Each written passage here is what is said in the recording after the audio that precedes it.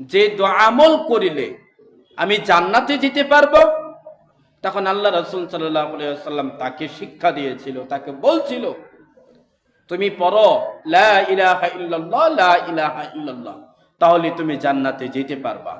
সম্মানিত উপস্থিতি, রাসূল সাল্লাল্লাহু আলাইহি ওয়াসাল্লাম বলছেন মোশো ব্যক্তি জান যায় মারা যাবে রোটা বেড়ে যাবে ওই সময় তোমরা তার কাছে বসে পড়ো লা ইলাহা ইল্লাল্লাহ লা ইলাহা ইল্লাল্লাহ লা ইলাহা ইল্লাল্লাহ। তবে যে মোশো ব্যক্তি জান যাবে মারা যাবে তাকে তোমরা জোর করতে পারবা না, তাকে কথা বলতে পারবা না চাচা কিবা বাবা কিবা ভাই কিবা জাটা কিবা দাদা কিবা দাদি কিবা নানি, তুমি আমার সাথে পড়ো লা ইলাহা ইল্লাল্লাহ লা ইলাহা ইল্লাল্লাহ লা ইলাহা ইল্লাল্লাহ। এটা জোর করা যাবে না।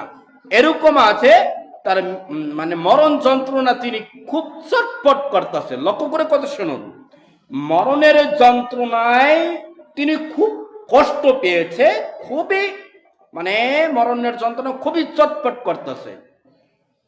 ওই সময় আপনি যদি তার লা ইলাহা ইল্লাল্লাহ পড়তে আপনি জোরাজুরি করেন, তাহলে ওই সময় যদি তার মুখ থেকে চলে আসে আমি লা ইলাহা ইল্লাল্লাহ পড়বো না, লা ইলাহা মানে কি, তাহলে ওই ব্যক্তির কি হয়ে মারা গেল? মুশরিক হয়ে মারা গেল।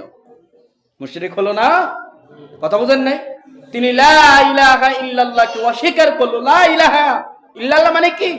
আমি এটা পড়বো না, যা। এরকম ভাবে যদি ওই ব্যক্তিকে দমক দেহেরা বলে লা ইলাহা ইল্লাল্লাহ আমি পড়বো না, যা, লা ইলাহা ইল্লাল্লাহ মানে কি, যা, তাহলে বোঝা গেল কি তিনি এই কথা মরণ যন্ত্রণায়, মরণের মানে খুব কষ্টে তিনি এই কথা বলতে পারে। এই জন্যই আল্লাহ রাসূল সাল্লাল্লাহু আলাইহি ওয়াসাল্লাম বলছেন মোশো ব্যক্তির নিকটে জান যাবে মারা যাবে তোমরা তার নিকটে পড়ো বসে লা ইলাহা ইল্লাল্লাহ লা ইলাহা ইল্লাল্লাহ। ওই ব্যক্তি যদি তোমার সাথে লা ইলাহা ইল্লাল্লাহ পড়ে ফেলা, জান্নাত, ওই ব্যক্তি আল্লাহর জান্নাতে চলে গেছে। সম্মানিত উপস্থিতি,